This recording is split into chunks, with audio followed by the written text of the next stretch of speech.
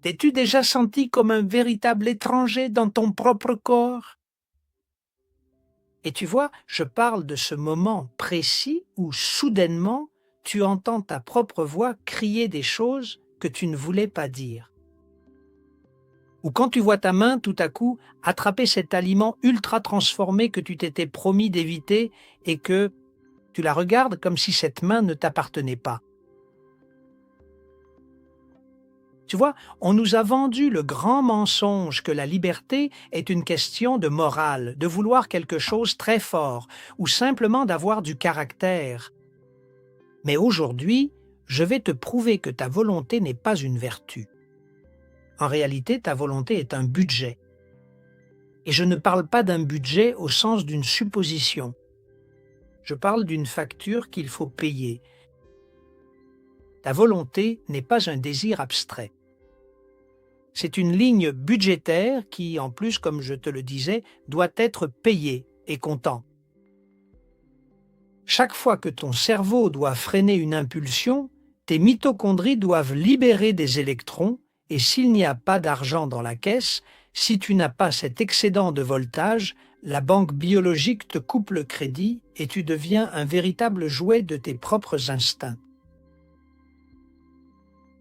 La liberté est le luxe de ceux qui ont leurs comptes énergétiques en ordre. Si ta tension n'atteint pas le minimum, ta liberté n'est qu'une illusion. Tu n'es simplement qu'une marionnette biologique exécutant des programmes de survie par pur épuisement. Par conséquent, je te souhaite la bienvenue au point culminant et aussi à la fin de cette série. Tu vois, nous n'avons pas passé des semaines à reconstruire ta cathédrale et la mienne pour qu'elle soit juste un joli monument. Mais pour récupérer le trône de ta souveraineté, et si aujourd'hui tu es dans le négatif, ce n'est pas toi qui commandes, ce sont tes carences qui dirigent. Alors prépare-toi, car nous allons découvrir combien cela coûte électriquement de redevenir le maître de ta propre vie. Mais tu vois, avant d'entrer dans le vif de ce dernier chapitre de cette série, je veux te remercier tout particulièrement d'être ici avec moi, de m'écouter et de m'accompagner. Comme tu as pu le remarquer, j'ai été un peu éloigné ces dernières semaines, car ma propre cathédrale a traversé un processus de maintenance forcée qui a failli se transformer en démolition. En janvier dernier, on m'a remplacé un pacemaker et depuis lors, j'ai commencé, merci, à lutter contre une fièvre quotidienne qui n'avait aucune explication. Je suis allé voir plusieurs médecins, en fait j'en ai consulté 6 à 6 occasions différentes, et les 6 m'ont dit la même chose. Regardez, vous êtes en parfaite santé, regardez vos analyses, les résultats sont impeccables, mais moi je m'éteignais. Ma chimie, les analyses disaient une chose, mais ma physique, mon voltage me disait autre chose. Et le miracle s'est produit lundi dernier grâce à une femme nommée Almudena. Almudena est infirmière au service de cardiologie du centre médical et hospitalier où je me rends habituellement. Alors je suis allé prendre rendez-vous pour qu'un médecin règle correctement mon pacemaker et en me voyant arriver, elle n'a pas regardé mes papiers. Ce qu'elle a fait, c'est me regarder moi. Elle a vu mon apparence et a compris que quelque chose dans mon système était en train de s'effondrer. Et au lieu de me donner un rendez-vous pour plusieurs semaines plus tard, ce qu'elle a fait, c'est me dire « Je ne vais pas vous donner de rendez-vous, asseyez-vous, car je vais parler au médecin pour qu'il vous reçoive immédiatement. » Et Almudena a été l'ange qui a ouvert la porte, qui finalement m'a sauvé la vie. Elle m'a conduit jusqu'à Dario, le 7e médecin de cette longue liste de médecins qui me disait que j'allais parfaitement bien et que je pouvais rentrer chez moi. Et pourtant, Dario a été le seul à décider d'écouter ce que mon corps criait en silence au lieu de se fier à des analyses parfaites. Eh bien, grâce au fait que Dario a écouté, ils ont découvert que dans mon cœur, nichés sur les câbles d'anciens pacemakers datant de 30 ans, il y avait des colonies de bactéries agressives, ou plutôt ultra-agressives, qui dévoraient mon centre de commande. Et face à l'agressivité de la bactérie et au danger qu'ils ont pressenti pour ma vie, 3 jours plus tard, Ils m'ont ouvert la poitrine, m'ont sectionné le sternum et ont dérivé ma vie vers un cœur artificiel. Et tout cela afin de pouvoir nettoyer mon cœur en profondeur et extraire les câbles qui étaient restés. Et aujourd'hui, je suis ici à remercier Dieu et des personnes comme Almudena et Dario, ainsi que le reste de l'équipe médicale et infirmière du centre hospitalier, parce qu'ils ont agi rapidement, parce qu'ils ont été très professionnels, parce qu'il semble qu'ils ont pu éliminer le danger.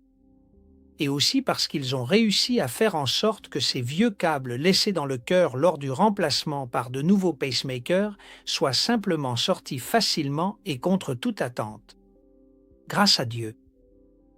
Eh bien, je vous raconte cela parce que ma santé a passé l'épreuve et que si je n'avais pas eu une base de voltage, si je n'avais pas compris que mon corps avait besoin d'une réserve d'énergie pour supporter d'abord la souffrance que j'ai endurée pendant des semaines, puis une opération d'une telle ampleur comme celle que je viens de vous raconter, eh bien aujourd'hui, je ne serais pas ici.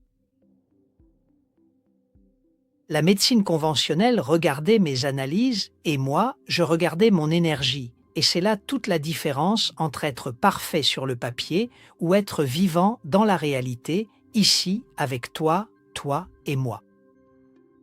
Et pourquoi, me diras-tu, une bactérie agressive décide-t-elle précisément de s'installer sur des câbles qui sont là depuis 30 ans, dans un organe aussi dynamique que le cœur, et pas ailleurs? Et la réponse ne se trouve pas dans la biologie. La réponse se trouve dans la physique. Tu vois, dans notre cathédrale, les agents pathogènes sont les agents de l'entropie. Ils n'attaquent pas là où il y a de la lumière, de l'ordre et du voltage. Ils cherchent les zones d'ombre électrique et ces vieux câbles étaient devenus, au fil des décennies, des territoires sans loi.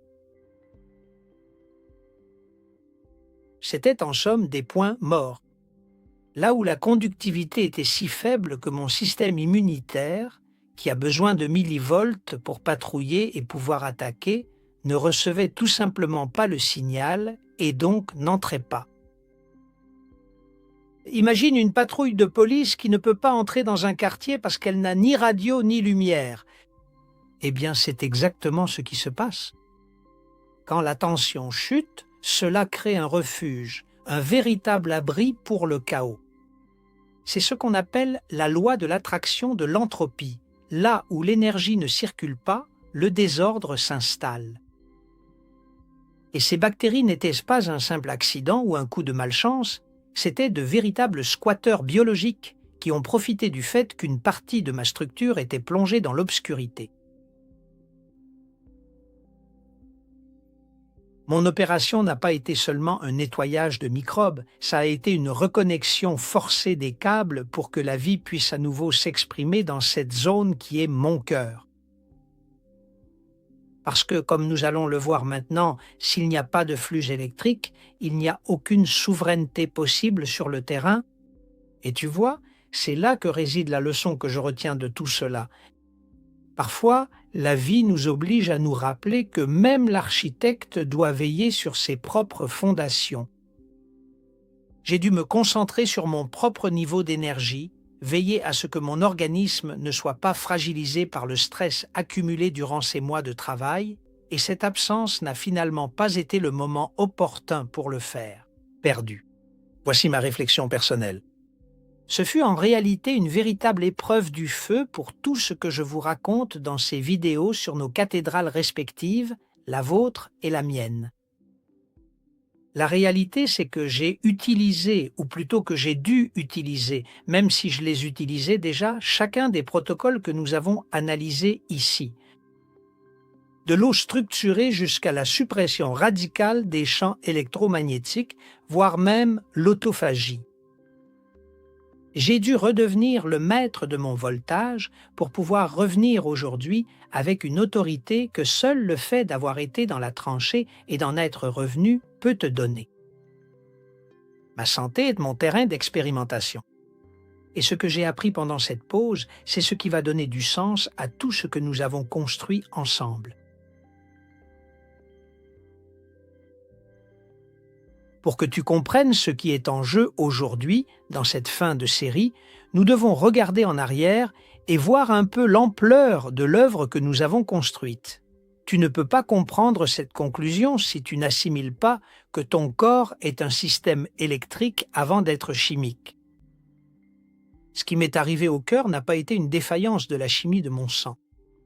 C'était une panne de réseau, une véritable panne de réseau due à la conductivité de l'eau qui me compose. Et pour comprendre comment fonctionne ce réseau de transport d'énergie et pourquoi l'eau que tu bois, merci, est un mensonge si elle n'a pas de charge. Nous devons faire une pause obligatoire et nous concentrer sur la vie et l'œuvre d'un homme fascinant dont nous avons déjà parlé à plusieurs reprises. C'était une personne qui a décidé de défier toute la communauté scientifique, Gerald Pollack. Comme je vous l'ai raconté, il était professeur de bioénergie à l'Université de Washington, un homme qui a commencé sa carrière en étudiant quelque chose d'aussi spécifique que la contraction des muscles.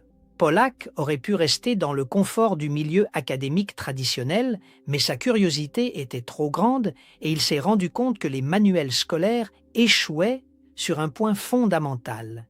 Il n'expliquait pas comment l'eau à l'intérieur d'une cellule pouvait se comporter de manière si différente de l'eau qui sort d'un robinet. Gerald Pollack fait partie de ces scientifiques courageux qui, malgré les critiques, ont décidé d'étudier la physique de l'eau au-delà de la chimie. Et ces expériences l'ont amené à découvrir la 4e phase de l'eau. Et nous en avons déjà parlé de nombreuses fois. Ce que je ne m'étais jamais demandé, et qu'un spectateur, un abonné, m'a demandé l'autre jour, c'est quelles sont les 3 autres. Et c'est très simple car tu les connais toutes.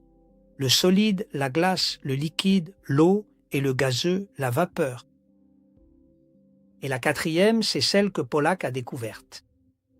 Pollack a observé que lorsque l'eau touche une surface comme nos membranes cellulaires et qu'elle reçoit de la lumière, en particulier infrarouge, elle s'organise en un réseau hexagonal parfait. Ce n'est pas un liquide, ce n'est pas de la glace, c'est un gel chargé négativement qu'il a appelé zone d'exclusion, EZ. Et cette eau a une formule différente, H3O2, et fonctionne littéralement comme une batterie. Grâce à sa vie consacrée à cette étude, nous savons aujourd'hui que nos cellules se chargent avec la lumière du soleil et le contact avec la Terre. Et nous en avons parlé de nombreuses fois, mais il est utile de le revoir dans cet épisode de clôture. Sans cette conductivité que Pollack a cartographiée, ta cathédrale reste tout simplement dans l'obscurité. Et ici, tu vois, il ne s'agit pas seulement de boire du liquide. Ce qui compte, et c'est le plus important, c'est de maintenir un réseau électrique vibrant. Nous avons aussi vu que ton ADN n'est pas seulement un livre de recettes, mais qu'il agit comme une antenne qui capte des fréquences, et que si tu ne nettoies pas ton système lymphatique la nuit, ton cerveau devient en gros une décharge acide. Nous avons aussi parcouru le supermarché à la recherche de minéraux conducteurs comme le shilajit, le simos, le concombre, l'aloe vera ou les graines de chia, afin que ton logiciel de régénération dispose des outils nécessaires pour fonctionner.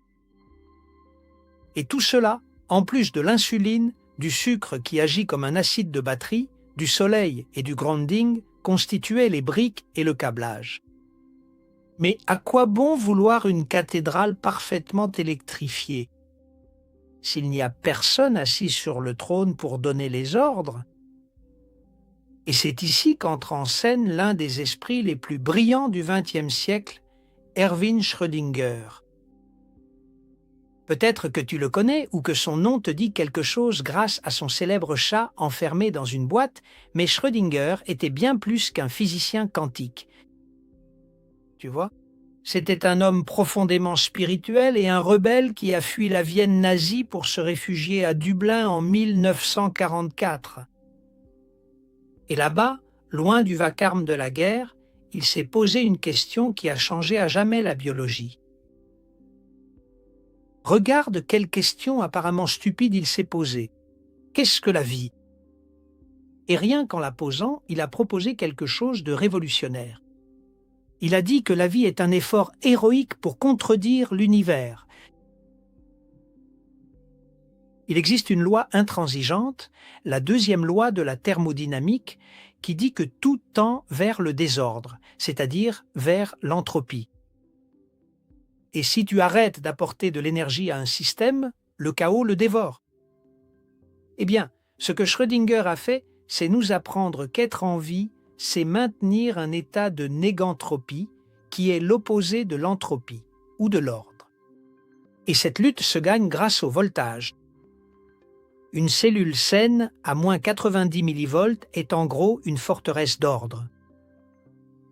Cependant, lorsque ton voltage chute à moins 20 millivolts, l'entropie entre par la grande porte, le désordre s'empare de la structure et apparaît ce que la médecine classique appelle la maladie.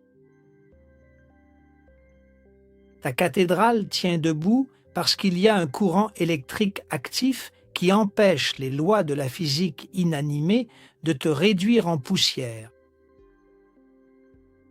Schrödinger a même prédit l'existence de l'ADN des années avant qu'on ne le voie pour la première fois et il l'a appelé cristal apériodique. C'était un génie scientifique exceptionnel et il avait parfaitement saisi cette idée fondamentale, que la vie est une forme d'information soutenue et portée par l'énergie. Mais tu vois, la grande révélation, celle qui te rend le contrôle de ta vie, concerne ta capacité à décider. Et pour parler de cela, nous allons voyager à San Francisco dans les années 80 au laboratoire de Benjamin Libet. Libet était un neurophysiologiste qui s'est obsédé à mesurer le moment exact où naît une décision. Et ses expériences ont été un véritable séisme, attention, pour les philosophes. Il a placé des électrodes sur le cerveau de volontaires et a découvert que les neurones envoyaient l'ordre d'agir, ce qu'il a appelé le potentiel de préparation, environ 500 millisecondes avant que la personne ne soit consciente d'avoir pris une décision. Impressionnant.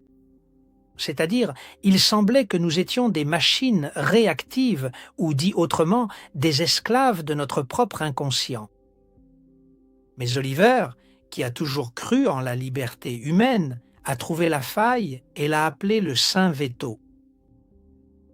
Il a découvert qu'entre l'impulsion inconsciente et l'action physique, il existe une fenêtre d'environ 200 millisecondes où la conscience peut dire non. C'est-à-dire que nous ne choisissons pas l'impulsion qui naît de nos tripes ou d'un environnement stressant, mais nous avons une souveraineté absolue pour l'arrêter. Cependant, voici le secret que personne ne te révèle et que moi, je suis en train de te révéler et que je vais t'expliquer aujourd'hui.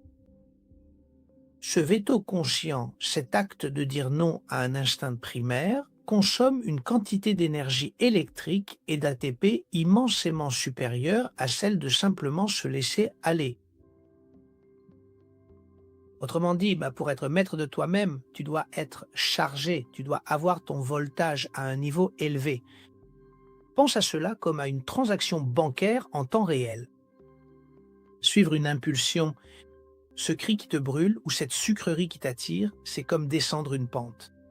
C'est quelque chose de gratuit parce que la gravité de tes instincts fait le travail à ta place. Mais, cependant, exercer le veto sacré de l'IBEX, c'est-à-dire arrêter ce camion de 20 tonnes net en seulement 200 millisecondes, c'est l'opération la plus coûteuse que fait ton cerveau.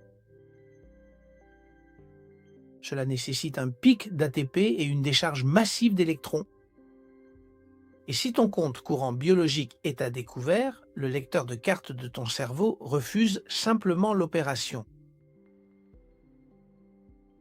Regarde bien l'écran, tu es en train de recevoir ce message tout à fait typique indiquant que tu as des fonds insuffisants. Et à cet instant précis, la biologie te retire ton permis d'être humain libre et te rétrograde au rang d'automate. Et ce n'est pas que tu ne veuilles pas être libre, c'est simplement que tu ne peux pas te le permettre. Libet nous a laissé la carte de ces précieuses millisecondes. Si ta cathédrale est déchargée et que tes mitochondries sont inondées de sucre et de cortisol, ton système passe en mode économie. Et la première chose que le corps éteint pour survivre, c'est l'étage supérieur, le cortex préfrontal.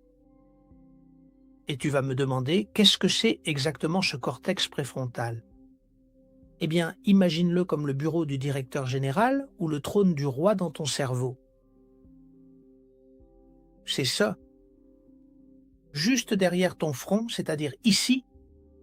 Et c'est ce qui fait de nous des humains, de véritables humains, parce que c'est là que résident la moralité, la planification et surtout ce contrôle des impulsions dont parlait Libet. C'est en gros le frein à main de tes instincts les plus animaux. Mais c'est une zone qui consomme énormément de millivolts. Et pour que le roi puisse prendre des décisions lucides, il a essentiellement besoin d'un approvisionnement électrique et en plus, il le lui faut impeccable. Quelque chose comme entre moins 70 millivolts et moins 90 millivolts d'agilité mentale. Et pourtant, lorsque ta tension chute, le corps éteint simplement les lumières du grenier pour que le cœur continue de battre à la cave. Tu deviens irritable, impulsif et manipulable, et lorsque tu descends en dessous de moins 50 millivolts, tu perds aussi ta dignité parce que tu perds ta capacité à dire non. Ce n'est pas que le roi soit un lâche qui s'enfuit quand les choses deviennent difficiles, c'est que le roi est un gestionnaire responsable et le cortex préfrontal est l'étage de luxe de ta cathédrale et comme tout grenier de luxe, il a un entretien extrêmement coûteux. Pour te donner une idée, il consomme presque 20% de toute l'énergie de ton corps, malgré le fait qu'il ne représente qu'une petite fraction de son poids. Et lorsque ton budget énergétique passe en déficit, ton corps, qui est un gestionnaire de ressources impitoyables, applique une coupe d'urgence. Et tu vois, il ne ferme pas le sous-sol, parce que si le cœur s'arrête, l'entreprise fait faillite. Ce qu'il fait, c'est déclarer l'état d'insolvabilité sur le trône. Ta pensée critique s'éteint peu à peu. Ton sens de l'éthique s'éteint aussi. Et même ta patience finit par s'éteindre. Et ce n'est absolument pas parce qu'elles ne sont pas importantes, mais tout simplement parce que le roi n'a malheureusement plus du tout de budget pour payer la lourde facture d'électricité. Tu te retrouves maintenant sans aucun véritable chef d'orchestre, et tes instincts les plus primaires commencent alors à interpréter librement tout ce qu'ils désirent. En d'autres termes, la tension de ta dignité est l'excédent d'énergie qui te permet d'habiter l'étage noble de ton esprit. Et voici la tragédie de notre époque, de notre temps, car nous vivons dans une inflation énergétique constante.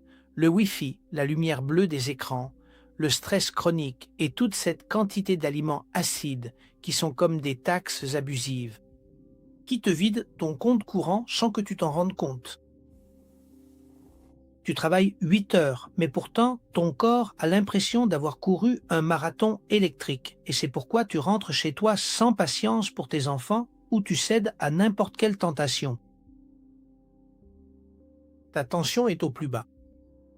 Tu as dépensé tout ton budget de la journée en taxes révolutionnaires d'un environnement qui est spécifiquement conçu pour te vider. C'est pourquoi il est vital de savoir combien il te reste dans la caisse. Et tu vois, il y a un problème ici. Je sais que beaucoup d'entre vous me demandent dans les commentaires « Mais José Maria, comment puis-je mesurer mes millivolts à la maison ?» C'est-à-dire, comment puis-je mesurer ma tension? Et là-dessus, je dois être honnête et je l'ai déjà répondu à. Pour répondre à vos questions, il n'existe pas aujourd'hui de méthode simple et domestique pour mesurer ces moins 90 millivolts intracellulaires avec un appareil que vous pourriez acheter en magasin. Les multimètres conventionnels mesurent la résistance de la peau, mais ils ne peuvent pas pénétrer dans la cellule sans des microélectrodes de laboratoire. Mais tout n'est pas négatif. La nature nous a laissé une boussole, le pH, Tu vois, il existe une relation mathématique directe entre le niveau de pH de tes fluides et ton voltage. Et par conséquent, tu peux faire un calcul approximatif en utilisant cette logique. Par exemple, un pH de 7,45, c'est-à-dire alcalin, correspond à ces moins 20 millivolts dont la cellule a besoin pour fonctionner. Mais pour régénérer, nous devons atteindre un pH qui nous donne ces moins 90 millivolts. Eh bien, pour que tu puisses calculer comment y parvenir, ce que je te recommande, c'est de faire le calcul en utilisant cette formule, qui n'est pas parfaite, mais qui est approximative.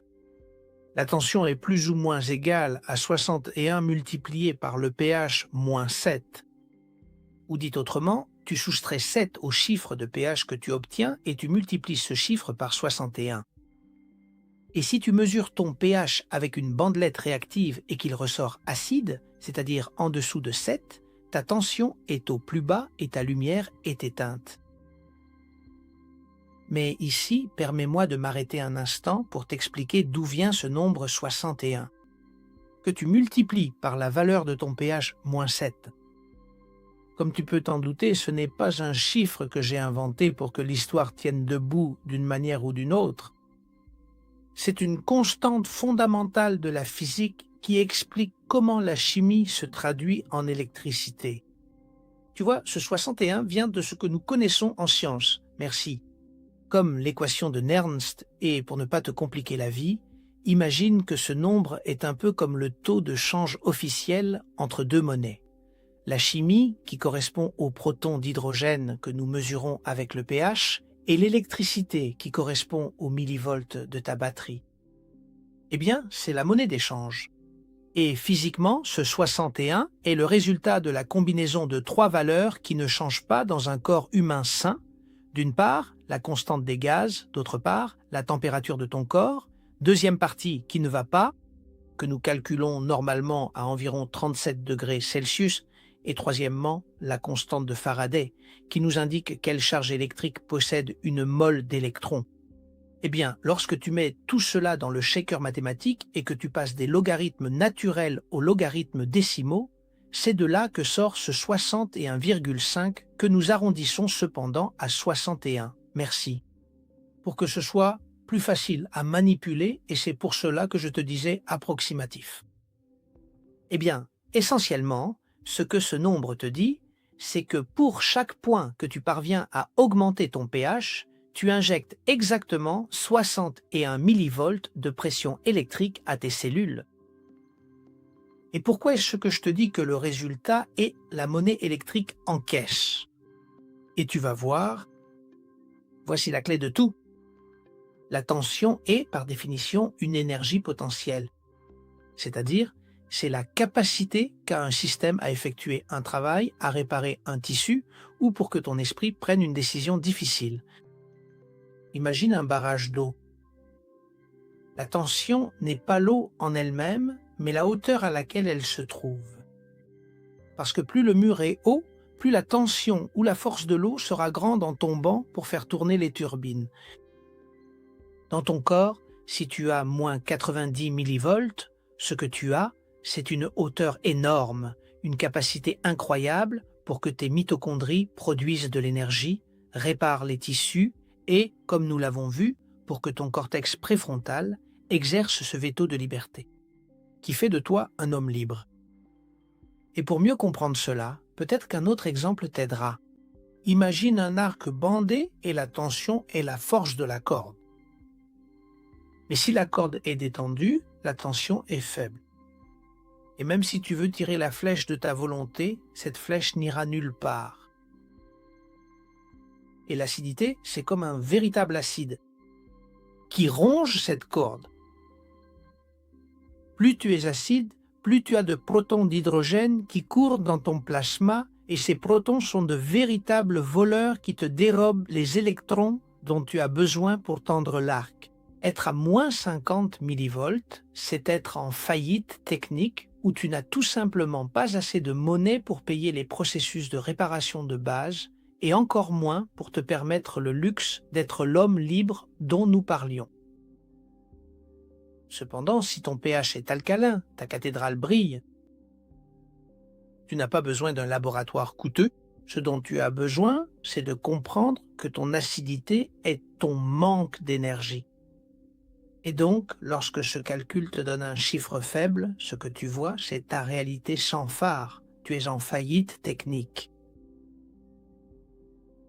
Alors ce n'est plus une question de vouloir ou non le triple, c'est que ta biologie se déclare tout simplement insolvable, tu n'as pas la monnaie pour payer l'entretien du roi sur son trône, ni pour freiner les attaques de l'entropie qui sont en train de te démanteler de l'intérieur. Tu es littéralement un système dans le rouge, attendant que n'importe quelle impulsion ou n'importe quel manque prenne le contrôle à ta place et dirige ta vie. C'est pourquoi, si ton relevé d'électrons t'indique aujourd'hui que tu n'arrives pas à boucler la fin du mois, nous ne pouvons pas nous permettre une réforme lente. Tu as besoin d'un sauvetage financier d'urgence. Une injection de capital qui ramène la lumière dans ta cathédrale avant que le système ne s'effondre complètement. Et je t'ai préparé un protocole de démarrage rapide qui n'est pas une liste de conseils santé.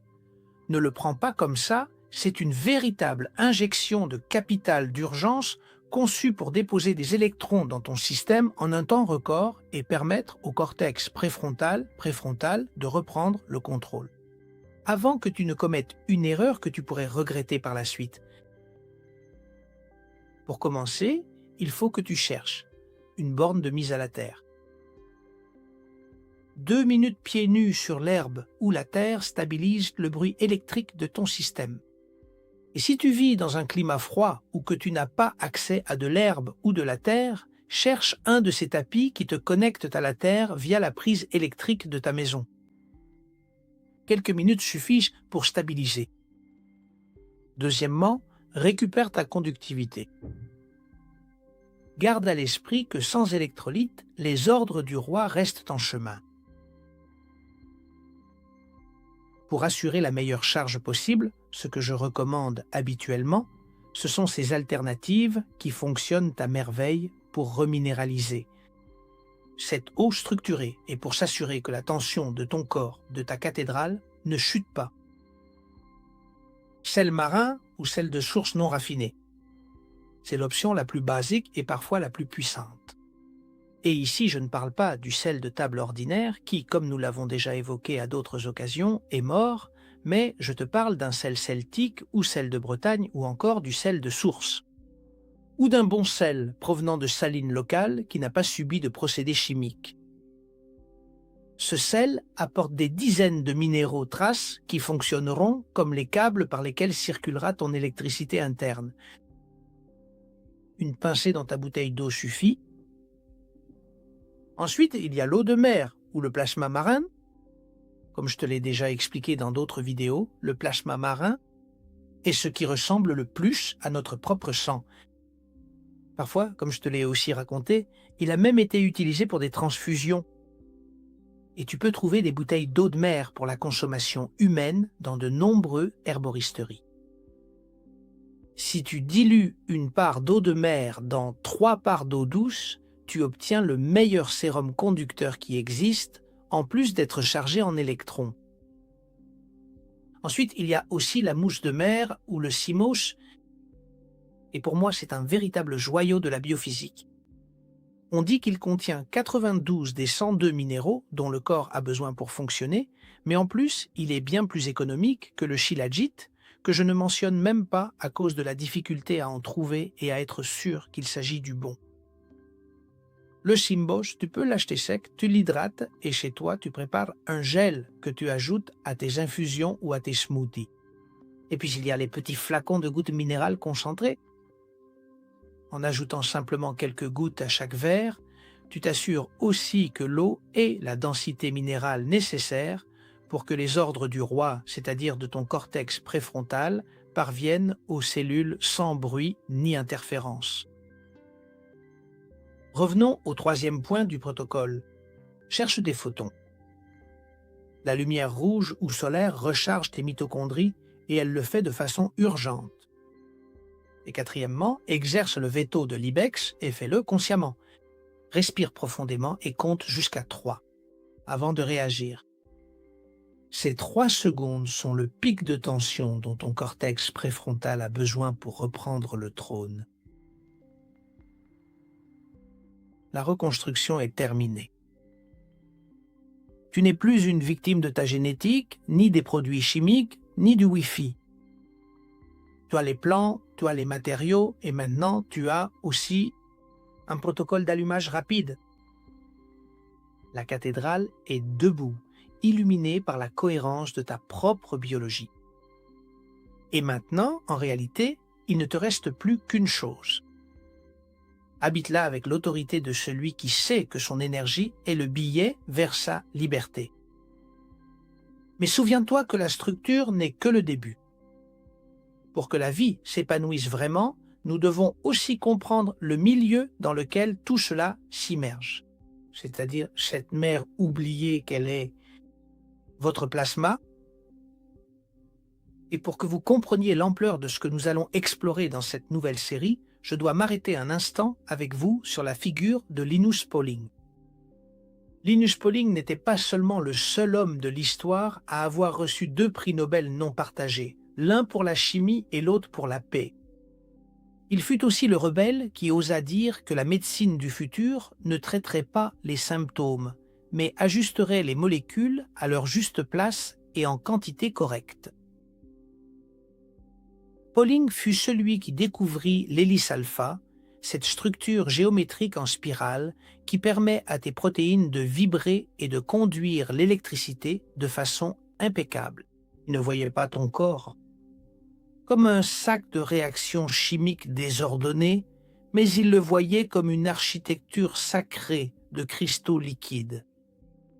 Et il pressentait que la maladie n'est pas une défaillance des pièces, mais un manque d'harmonie dans la géométrie du plasma qui l'entoure. Il nous a appris que ta santé dépend de la cohérence de ce milieu interne. Et c'est pourquoi, après avoir terminé ce cycle de reconstruction de ta cathédrale et de la mienne, nous sommes prêts à descendre dans le faux, la mer oubliée, qui baigne chacune de tes briques et qui donne un sens à tout le système. Nous allons découvrir comment cette matrice n'est pas seulement un liquide de transport, mais aussi un réservoir de lumière, un semi-conducteur que toi-même merci. Tu peux apprendre à programmer. Prépare-toi, car si la cathédrale est le temple que nous avons élevé, le plasma est l'esprit électrique qui l'habite et la maintient en permanence illuminée.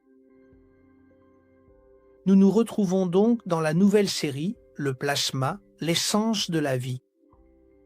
Si tu as aimé la vidéo et que tu penses qu'elle peut être utile à d'autres personnes, tu me rendrais un grand service en la partageant. De cette façon, tu m'aideras à diffuser le savoir. Et je reviens à ce que je te dis toujours, en avant, toujours en avant. Et je te lis dans les commentaires. Merci beaucoup.